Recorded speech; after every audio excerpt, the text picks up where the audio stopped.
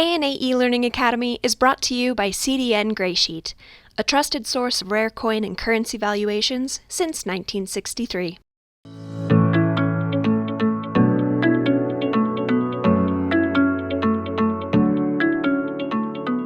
Well, hello everyone, and thank you for joining us today for the ANA eLearning Academy. The ANA would like to thank our eLearning partner, Graysheet, for their support of the eLearning program. Today, we've got Dr. Larry Korchnak, who's going to be presenting on Backstories. Everyone's going to be muted for this presentation, so if you have any questions, you can put them in the chat or the Q&A box, and I can read them to Larry at the end of the presentation. So without further ado, Dr. Korchnak, the floor is yours. Okay, thanks, Nathan, and thanks to everyone who's here and wants to take the time to hear some backstories. Probably as a word of backstory here, so why it came to this, to do something on backstories.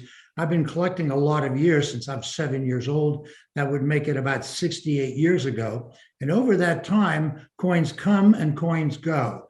And of course, being a collector, more of them come than go. And so over that time, I've collected a whole lot of different coins. Now, Backstories comes from the fact that with all those extra coins that I've had, because I purchased them, acquire them in different ways because they're interesting, I always get them because I believe they do have stories. And because of that, I'll do a couple coin shows a year, get a table at the Pennsylvania Association of Numismatists convention that's generally held here in suburban Pittsburgh. And someone says, boy, you have a lot of interesting coins. I said, the coins aren't interesting, they're stories. I said, I sell stories, the coins come with stories. So because I've always looked at that, and because my background in education, as you heard Nathan say, Dr. Korchnak, I'm a recovering school superintendent and I've been a teacher for many years, but my background has always been in history, philosophy, and the social sciences. So it stands to reason that I get involved in coins this way. So these are backstories. These are coins, medals, things like that that I think are interesting and bear sharing. So without further ado, I'll give you my first backstory. And I'm going to do this chronologically, starting with 1453 until 1875. A number of things that I think have interesting backstories. The first one with a backstory is this: Constantine the 11th, 1/8 Stavrata, 1453, 116 Hyperpyron. For many years, the siege of Constantinople, we knew about that.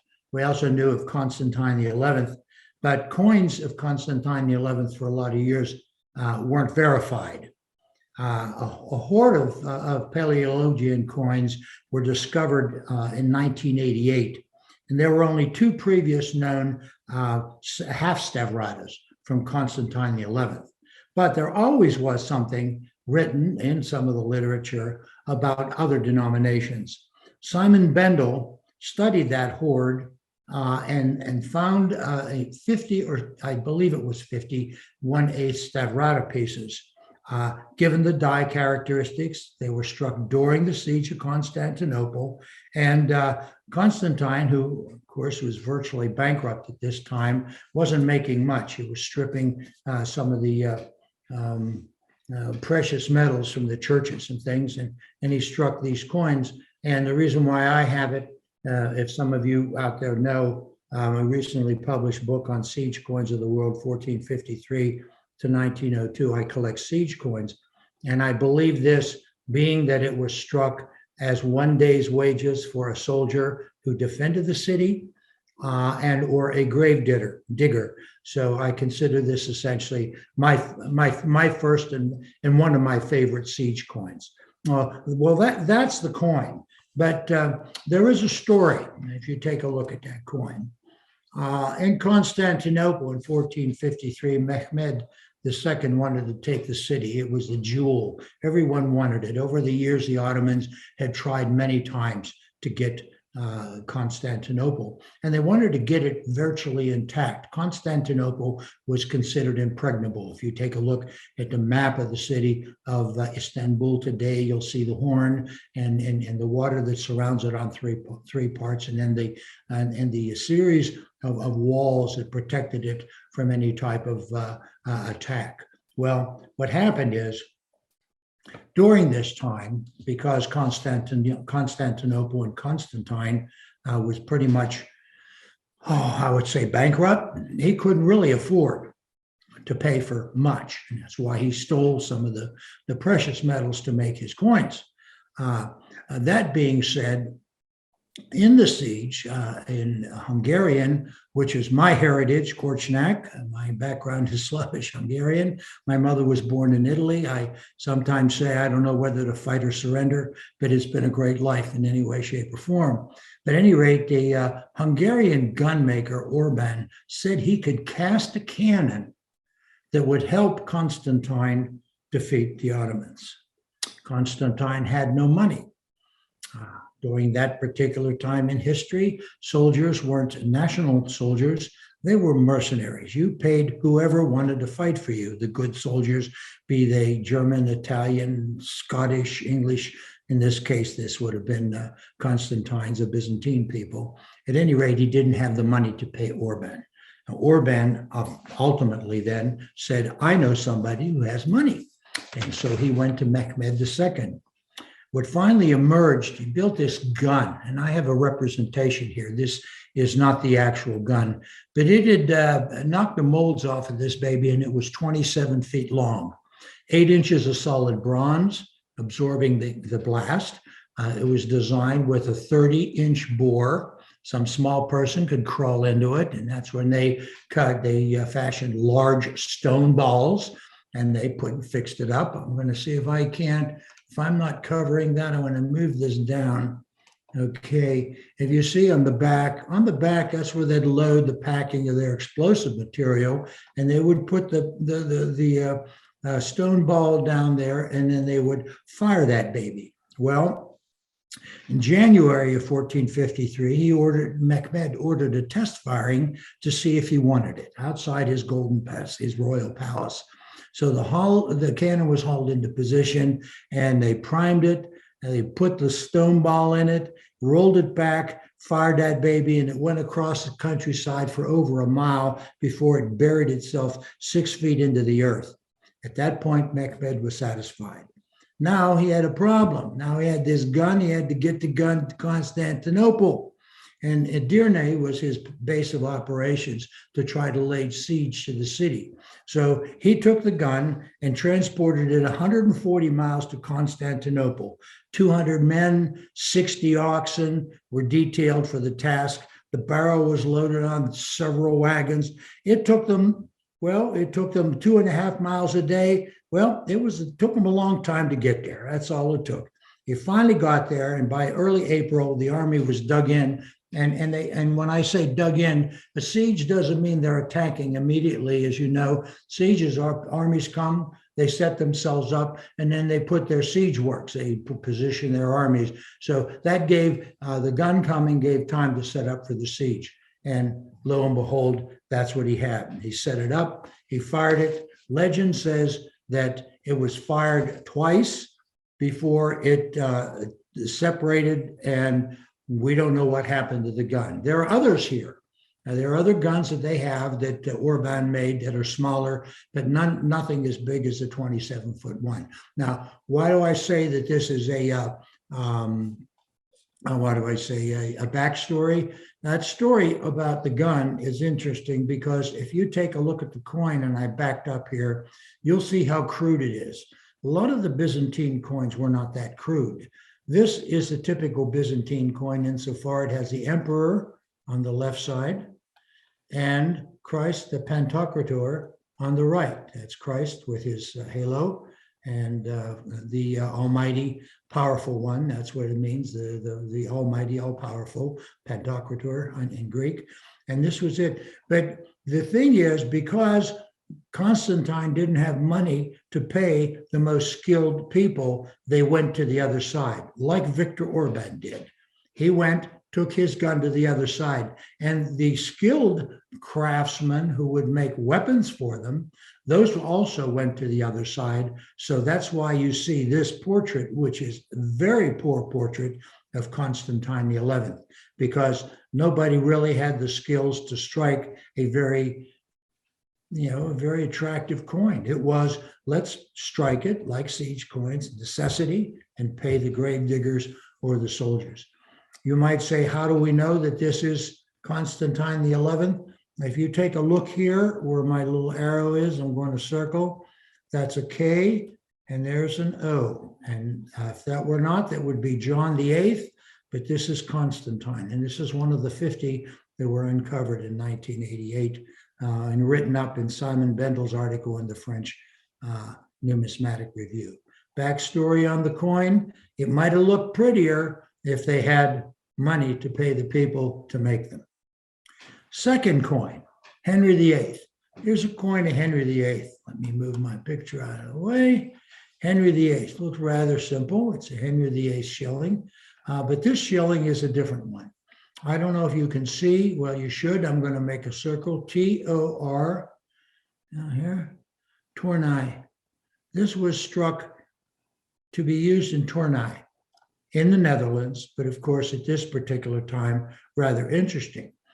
This is a young portrait of Henry VIII. You can see no beard. It's a side face.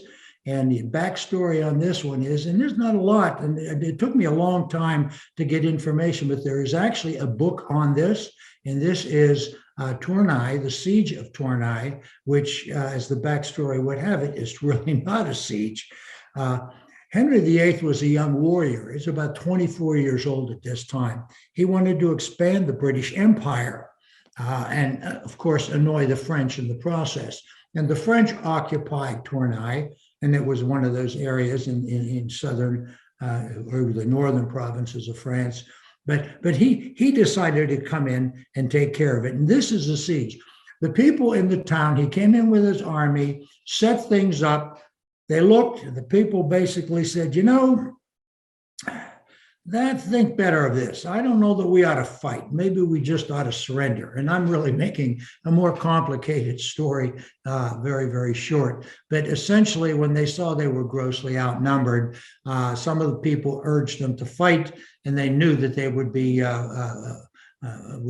beaten, so they capitulated. And then Henry came in, and he was there for about 5 years. The English occupied Tournai for about 5 years, which is rather interesting. That after the Battle of Spurs, he came in to take the city, took it, and when he occupied it, if you read the book, it's by a gentleman named Korchnak, which it's a hard to find book, but it is an interesting history of that siege. He came in, and he was rather a benign ruler. He really allowed many things. He controlled what he did, but he came in and he did it. They even built fortifications in Tournai. And those fortifications and turrets and things that were used to defend the city were used again, not when Henry was there, but in 1709, when most of the siege of Tournai occurred. They were fighting from the battlements that Henry VIII produced in Tournai. Wormsley said he needed to put fortifications there, and they built those.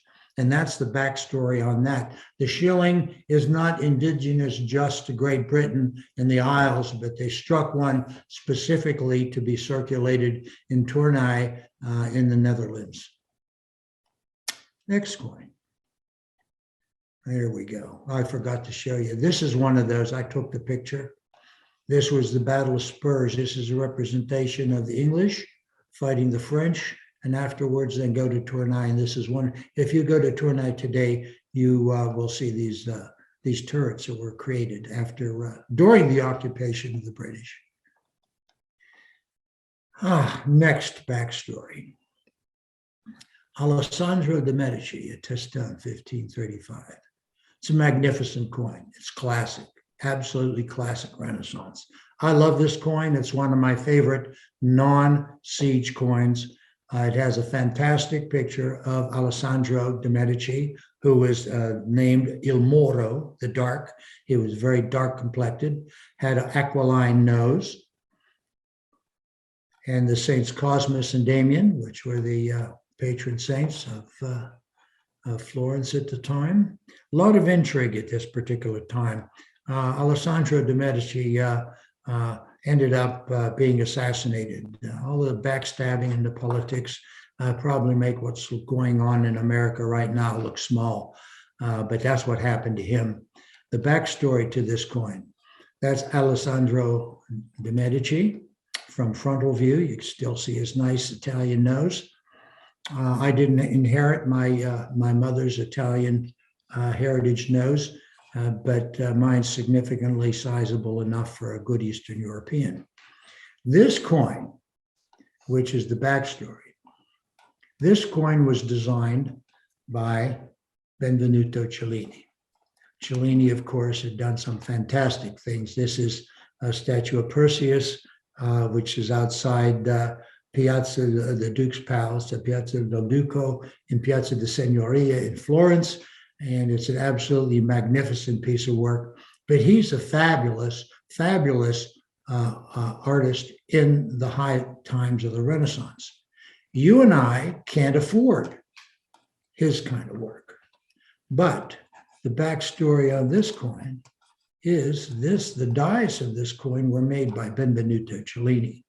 And the reason why I wanted it, because of its classic style, as you can see, since Cellini is reputed to have made the dies, and I think they pretty much confirmed that. There's another coin by a pope at that particular time that were made in his studio by his pupils, but this one was by Cellini. The reason why I tell you, you and I can't afford a statue by Cellini. We can't afford any artwork by Cellini, but he made this coin, and you can have a piece of masterful art from a Renaissance master. Now, it's not that cheap, but it's still not going to cost you millions and millions of dollars. Affordable Renaissance masterwork, the Alessandro de Medici Testone, 1535.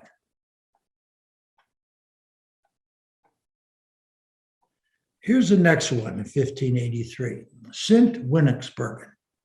It's that was the name. It was southern Flanders. I believe it was Flanders. Southern Belgium at this point, I would say safely southern Belgium. It's now a part of France, Berg, and Berg is about 50 kilometers southeast of Dunkirk. It's a small town, southeast of Dunkirk. This is a 5-stiver piece. You can see the 8-3 for 1583, the V-S for 5 stivers, and Winix B, Winiksbergen. Now, St. Winnik was a saint, a Benedictine abbot who came from another place, and he set up shop in St. Winiksbergen, and that's why they called the town from him, St. Winix, over St. Winix. So this was rather fascinating. Now, it's a small town. This is a small coin, and I would say, as I move this along, Alessandro Farnese, and I say Alessandro Farnese, not the Cardinal Alessandro. It was a nephew of the Cardinal at this particular period of time in Italy. He secured the southern provinces for Spain. This is a scene of the siege of St. Winiksbergen, small town, as you can tell. You can see, of course, here that there is a lot of military might being put on a small town. Essentially, he marched through this area. It wasn't anything that was big. And I knew there was a siege there because I read about it. But the backstory on this particular coin is very simple. This St. Winiksbergen 5 stivers is the only known surviving example of a siege coin that was produced by Alessandro Farnese during this siege. And it's the only one, and it's really fascinating to me. Unfortunately, I didn't have that knowledge before I did my book on siege coins, so this is going to have to be added. It's not there because it just came to light, or at least it came to my knowledge after the book had been published last July. But the backstory, it's the only siege coin from that particular siege. And I know there are people out there that collect one coin from every location and issued one. And so this has got to be one that I guess is just the only one. So it's really neat. I'm glad to have it myself. This is in my personal collection, and it's one of the remarkable things I think that are out there. Okay. Next one, Groningen. Everyone is probably, if you do anything in world coins, are familiar with Groningen or the siege coins from Groningen. I didn't put the coins here. I wanted to talk just briefly about the siege. Groningen was a city that anticipated that they were going to have a siege. What you see here are three different siege medals. During the siege of Groningen, they didn't produce, quote, siege coins. They produced them immediately after the siege. And I'll tell you a little bit more about that. But these medals were struck in commemoration after the siege, along with the 6 1/4, 12 1/2, 25, and 50 stivers. And those are the square pieces that you usually see being sold. Those particular pieces also had inscriptions on the back. They were kept as souvenirs, and they inscribed different things. So some of them are unique, having inscriptions of whatever particular thing that the person who had one and kept it would do. But this is what the city looked like. There's a fortress in the middle, and everything was listed outside. And these medals generally depict one side of the siege, and that's where the soldiers were setting up ready to besiege it. And Bishop von Galen is the besieger, and then the other sides of the siege. Now, what they did is when they knew the army was marching in with the Spanish under Philip II of Spain, the army was coming in, they prepared, as all good cities do when they know they're going to be a siege. What they do is they destroy all the trees and all the buildings outside the fortress part. And that's so that the besieging army can't use it to their advantage. In this case, you see the grounds are very flat and nothing on it, except a couple bridges. They basically flooded as much as they could by diverting the water from the rivers and the creeks and streams so that it made the ground soft. So during this thing, and it is a fantastic, interesting story here, is that the defender thought as he prepared that he had to make even more preparations, knowing that there was a large army outside, and anticipating the fact that they would be shooting or with trebuchets or whatever, fiery things in there. He ordered that everybody in the town have buckets of water outside their house. Now, we know that that would work because if there were fires, then they have water for fires. That was the reason. But he was smart enough to realize that the Anabaptists, that is a very, very conservative sect of Protestants, were pacifists and they would not fight. And Groningen needed people to fight, but the Anabaptists couldn't. So they wanted to use the Anabaptists as firemen. So when their fires would start, the Anabaptists were charged, and they did their duty and put out fires by that. So that's rather interesting. But the backstory is not just that. The backstory is during this particular time, you had university students, about 300 or so of them, got together and they said, we got to fight. It's not like the Vietnam War when they were saying, hell no, I won't go. When I was in college back in the 60s, these guys got together and they fought. And what I think the story of this is that everyone pitched in, from Anabaptist to the college kids. And this is the medal that was struck after the siege with the coat of arms of the University of Groningen, an inscription thanking the students who helped fight and ward off Bishop von Galen. Interestingly, they had permission to open some more of the dikes from William of Orange, and the dike really made it difficult to fight, and the rain started to come in, so von Galen left. This was technically a major victory for the Netherlands in 1672, and although Netherlands existed to some extent, many historians think that this is the birth of the making of the Netherlands as we know it today. Let's see if we find another coin. Siege of the Bastille. You may have seen this kind of a medal from time to time. These have been reproduced over time. I have a wall plaque with this on it.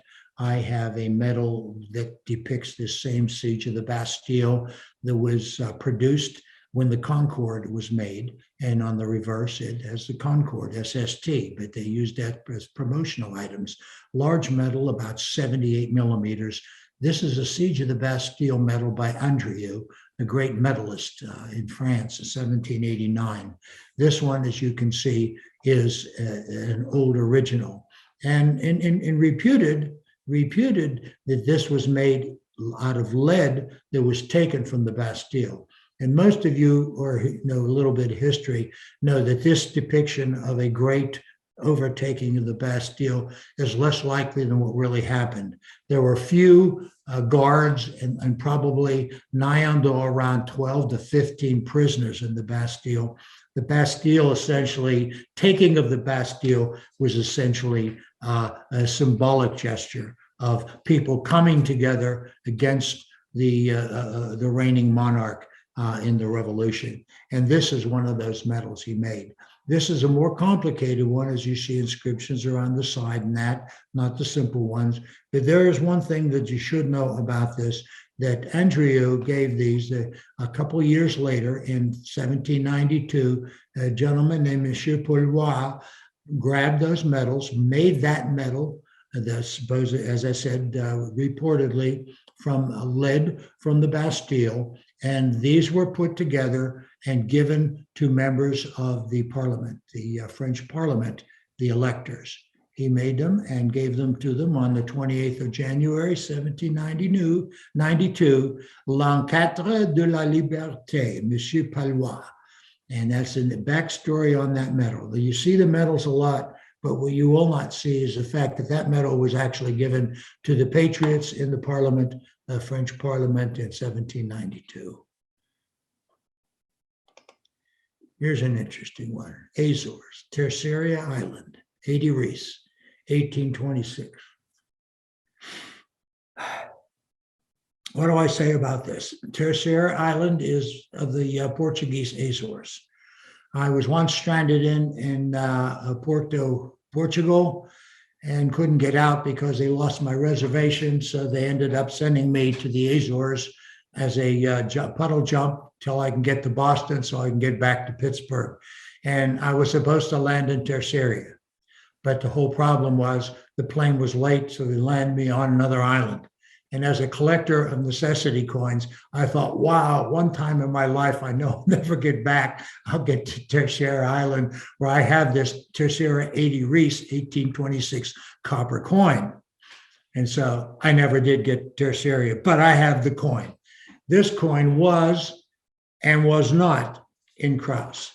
Reason being that when I acquired this coin years and years ago, I was informed that there were four known copies in museums, and this is the only one in private hands.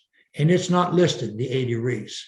I had sent this in, and I think for a couple editions of Krause, it had been listed, but frankly, I don't know how you evaluate it. You can only list it. Maybe they consider it a token, and maybe it is a token. But the story on this thing is that Maria, who was regent of Portugal at the time, she was in exile. That's why this coin was made for Terceira. Maria II was regent. She was 7 years old when this coin was struck. And when she was regent, she was born in Rio de Janeiro, which made her Portuguese, which wasn't really the best. They weren't real excited about that in Portugal, even though Brazil was Portuguese. She was queen from 1826 to 1828, and then there was a fight over the succession of the Portuguese crown, and Pedro decided he was going to name who the successor was. Eventually, she came into succession in 1835. So she was in regency. So this coin was done, and it was struck for a 7-year-old regent or ruler of the city of the country of Portugal. And this is a portrait of Maria when she was 10 years old, 3 years older looks a little bit older, doesn't she? For nowadays, if we had a 10-year-old today, she'd probably have false eyelashes and some sparkly stuff and a few fly. I don't know. I'm being facetious. But at any rate, they put together the Constitution and put them together, and there was Pedro and then her on the one side as a young kid over there. But that's a fascinating story about this. A, that it's really the only one in private hands. B, that it was in Kraus and is no longer in Kraus. And C, it was struck when the monarch, the regent, was 7 years old on Terceira Island in exile. Let's try another one. United States half dollar, 1875s. Take a look at this one. It's 1975 as half dollar with a hole in it, pretty ugly. But on the one side, it says Beaver Falls Cutco. Interesting story. It's a token, of course. As I said, I collected coins for a lot of time, for many years. In a local coin shop, I found this. And I said, counterstamp from Beaver Falls. And it's just northwest of the city of Pittsburgh, famously or infamously the home of Joe Namath and a few other baseball and football players. But at any rate, Beaver Falls, just close by. And I said, I have to have that. So I got it and I went home and I started looking through my books and trying to find out, Beaver Falls Cutco. I wonder what the cataloging of it is. And I discovered that there is none, and that there is no recording of a counterstamp merchant token for the Beaver Falls Cutlery Company. So that led me to do some research on the Beaver Falls Cutlery Company. Let me tell you a little bit about them. I don't know if you understand or know about the Harmonists. You know, there's Harmony, Pennsylvania. There was New Harmony, Indiana. And now we have Old Economy in Pennsylvania.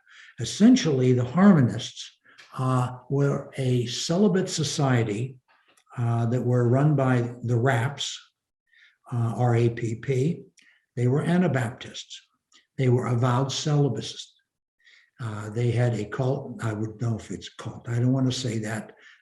It might be today considered that because it was stranger than most, but it was extremely successful. I don't want to demean them.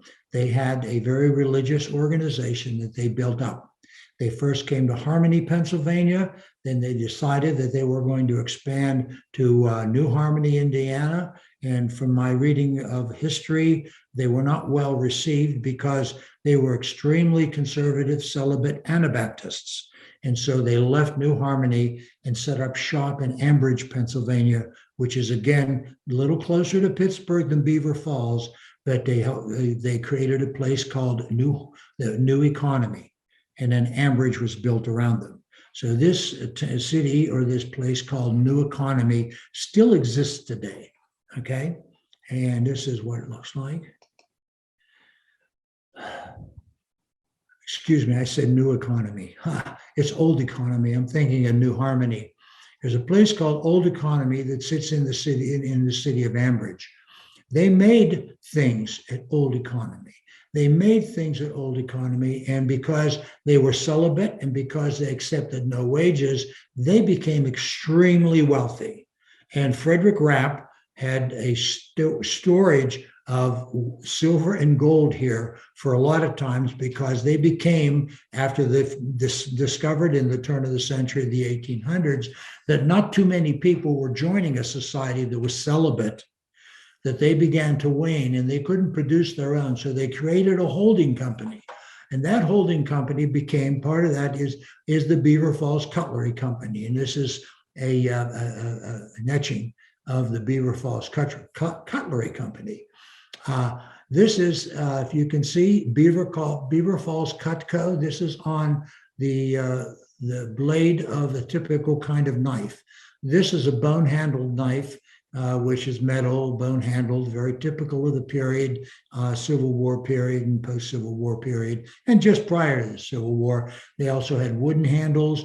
They had some very fancy ones. And in 1876, for the centennial, they made a huge knife that was supposed to have been shown at the exhibition in Philadelphia, but nobody knows where that exists now.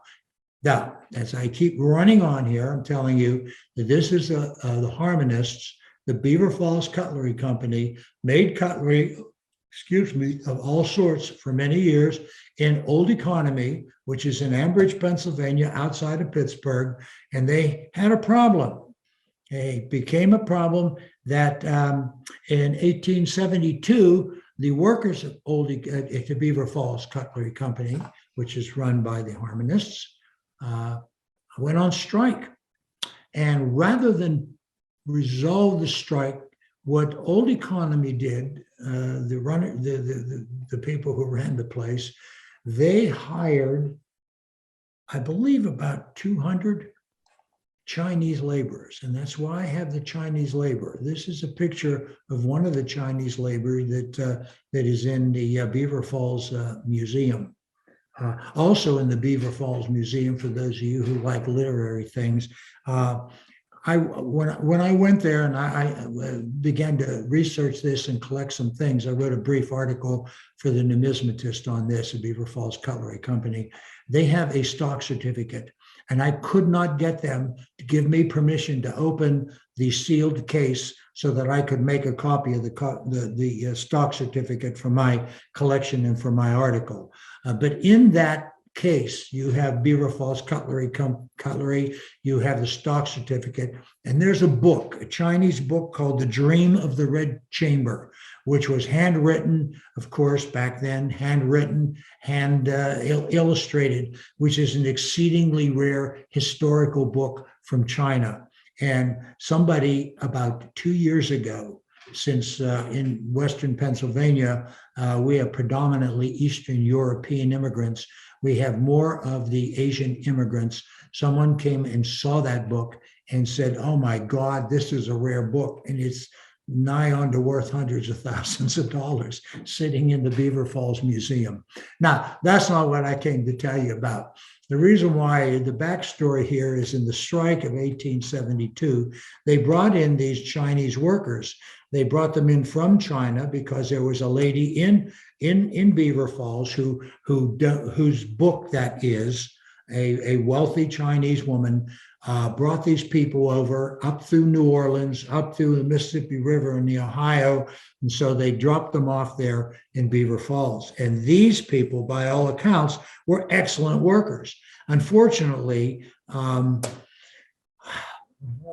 how do I say? People don't like immigrants and foreigners, and many of them did not like Asians, and they did not sit too well with some of the more conservative Covenanters and English-speaking people, and this is all historically documented.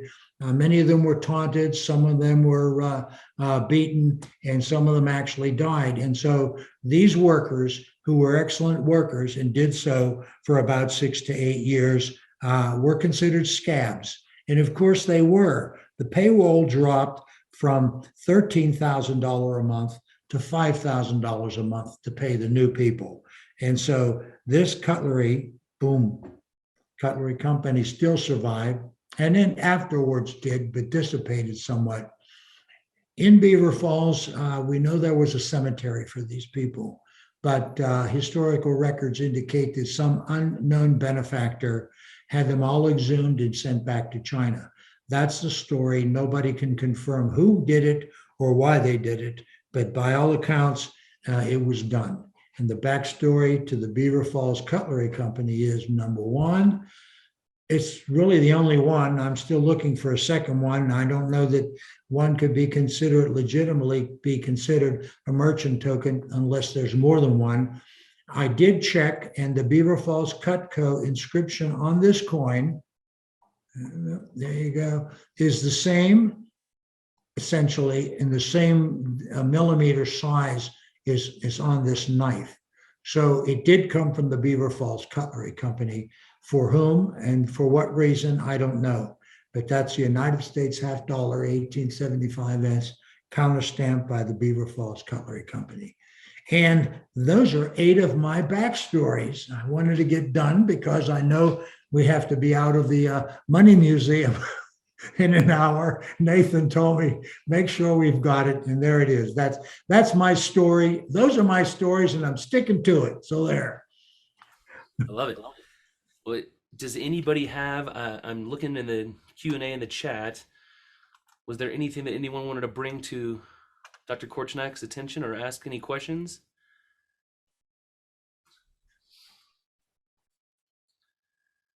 That's good. That can be good.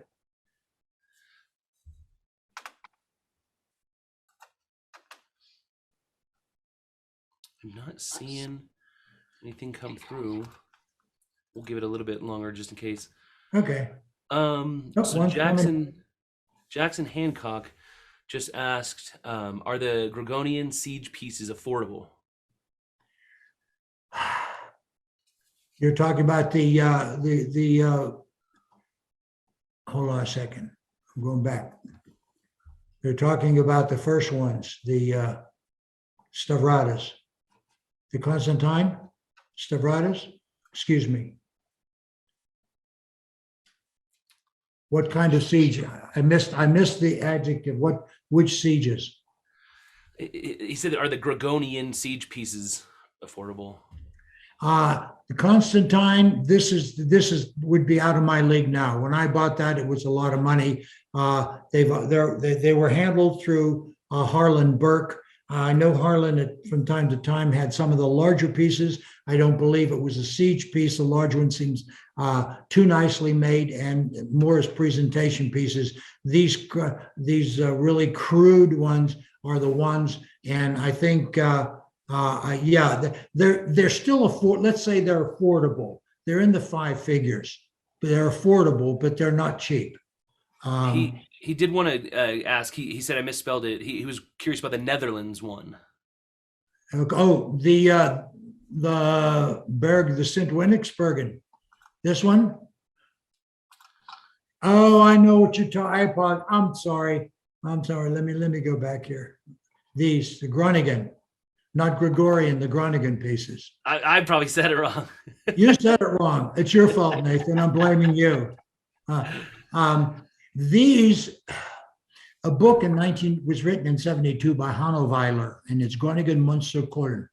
And that book has all the coins and the medals associated with those sieges. These medals are obtainable. They come up from time to time, anywhere, depending on the condition or the rarity, $1,000 or more a piece. The coins come up more regularly than the medals because the medals are rarer than the coins, but the coins can be purchased for several hundred to $1,000 unless you get a larger, the 50 stiver piece, or any of them that have been inscribed on the back.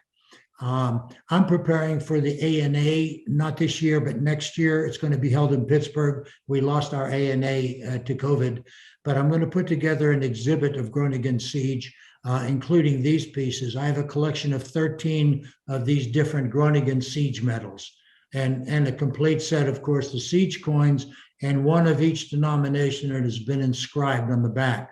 So I want to get the information out about sieges in Groningen and just share it. But yeah, these are fantastic, but I think still available in the $1,000 plus range. There are different ones. Like this is a large one. There's a double thickness one. There's a smaller one of this. There are different obverse and reverses. This is one, and many of these have one of these scenes. Some of them have both of them, and a lot of them will have one of the scenes plus an inscription specific to something else. And that's why there's a large variety of them. As I said, I have 13 different ones, and I know there are probably varieties, even varieties of the major ones that I have. But it's in the book. If someone would be interested in collecting these siege medals, Hanno Weiler, Hanno, Weiler, Weiler. I have an extra copy in case anyone's interested. They can contact me if they want. I've had I've accumulated some libraries over the years, so I have a duplicate of that. But it is a good book. Came out in 72, and it's a good one on the siege coins as well as the siege medals. And you said that you're going to have an exhibit at the World's Fair of Money 2023? Yeah, the Pittsburgh one. I'll have at Okay. least this one, and maybe I might even do the Beaver Falls Cutlery Company with a lot of the cutlery and the things that come with it, and some of the other, the accessories, if you will, that would, illuminate the story of the Chinese scabs who came in 1872. You said that one book in that story is worth Oh, hundreds of thousands, they say. They say it's the person that saw it says it's worth a huge amount of money. And I saw it there and I thought that's a fantastic book. And you can see it. It just sits in a little lucite case, square box, which I did fail to mention this. When I wanted to take a picture of the certificate, the stock certificate, the case was sealed. And that was their reason. And I respected that. It was airtight. And so they wanted to keep everything in it airtight. And that preserved the Chinese book, and it preserved the document as well as some other stuff. And so I respected that. Yeah. I've been looking for a stock certificate from the Beaver Falls Cutlery Company for 40 years. And I've not found anywhere online or whatever, but it would be fascinating to have one to go with the exhibit, but I don't. Yeah. Jackson did just say thank you for answering that question. Does anybody else have anything they want to ask Dr. Korchnak before we close out this session of eLearning Academy? We good? It looks like it, Doctor. Great. Well, shoot, thank you. This was a wonderful and educational presentation. I hope everyone enjoyed it and learned as much as I did. And again, we would like to thank Graysheet for their partnership with the ANA eLearning Academy. And we hope you will join us for many and multiple future webinars down the road. Thank you guys for all attending today. Thanks for coming. Dr. Korchnak, thank you again. And everyone enjoy your evening. No, you too. Have everyone be safe.